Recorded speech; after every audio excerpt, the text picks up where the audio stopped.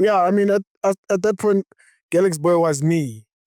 Yeah, so obviously when things closed down, everything is like, hey, what hey, what? So let me get something, ne?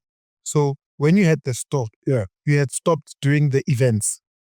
No, we used to do the events. Actually, when the store was open, we actually developed our own event.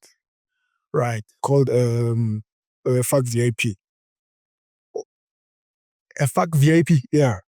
Okay. We created our own event called Fuck VIP. I think we started same year we opened the store, we started an event called Fuck VIP.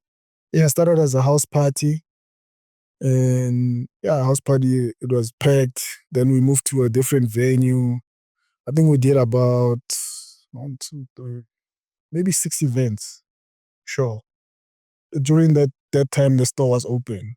During those 3 years. Right. The event, I think the biggest crowd we attracted was about 6,000 people for that event. It was crazy. So I can imagine at that time, right? You've got the store. Yeah. You're gaining street cred. Sure. You're gaining even business credibility. Sure. And I'm sure even part of your self-esteem is tied to, hey, done this stage. Sure. People know you, you're walking, you are in different circles. Sure. And now this thing collapses because of the partnership. Sure. How did that affect you, your self-esteem, and the fact that this is something that was your baby and now it feels like it's over? Like you said, you thought the brand was over. I mean, 2017, it was probably maybe my worst year. The store closed down, so everything stopped basically. The store closed down, everything stopped. The events, no? Yeah, everything. I couldn't do anything. So I basically went underground for like a good 2 years. What do you mean underground? Or underground as if you went to exile? Yeah, basically like disappeared from the scene. You know what I mean? Oh, now you didn't want to be seen. Yeah, sure. I disappeared from the scene. But I was still designing. First love. I was still designing. During that time, between 2017 and 2020, I was doing small jobs for brands. Like I did designs for Trace TV, like the uniforms I wore on Castle Lights. I did a campaign for them. They wanted merch for their campaigns. Well, so they still knew you? Yeah, they still knew me. You were reachable, but underground. Yeah. You were not attending parties, you were not attending events. So as a designer, I was working for other brands, with Castle with Trace.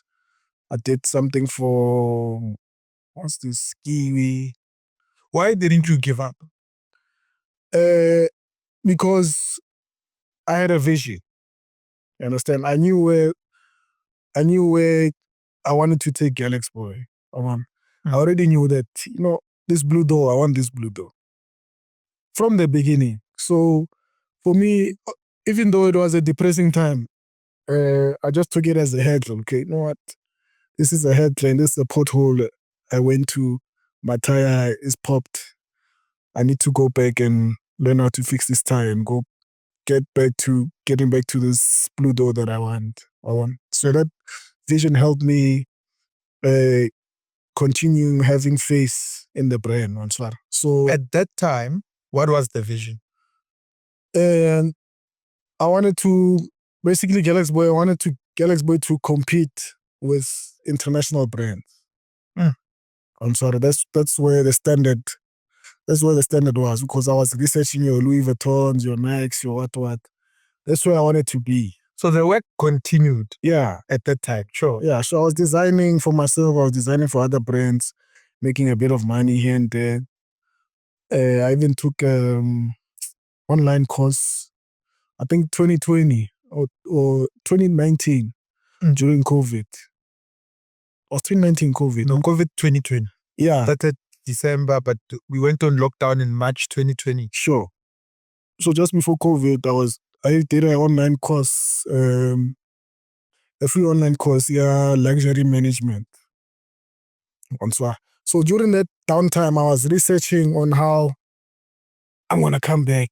You were staging your comeback. Yeah. So I was researching on how I'm gonna come back. So now I I did this course at luxury management.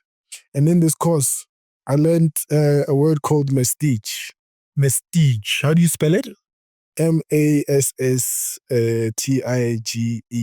Okay, mestige. So it's basically mass and prestige put together. Or mass production and prestige. So that, to explain that, is basically like, you remember when you used to see a Magnum ad on TV? Yeah.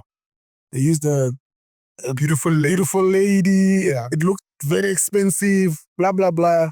But when you go to the shop and you check the price of the Magnum, like 12 rand. Oh, this thing was affordable. Yeah. Yeah. So that's why I got the idea of making a luxury street brand. Something that looks very expensive, but affordable. So that's when I came up with the Girl Expo you know now. So I infused the street with the luxury. I changed the logos. I used smaller logos. Because back then I used to use big logos, use prints, like we were very loud, blah, blah, blah. So I started using smaller logos. And the use of smaller logos I learned from Louis Vuitton. They would make a paper bag, a big paper bag, but the logo is this small. So I didn't understand why, but I used it because they do it. Yeah, you do it the best at doing. Yeah, so that's how you start anything.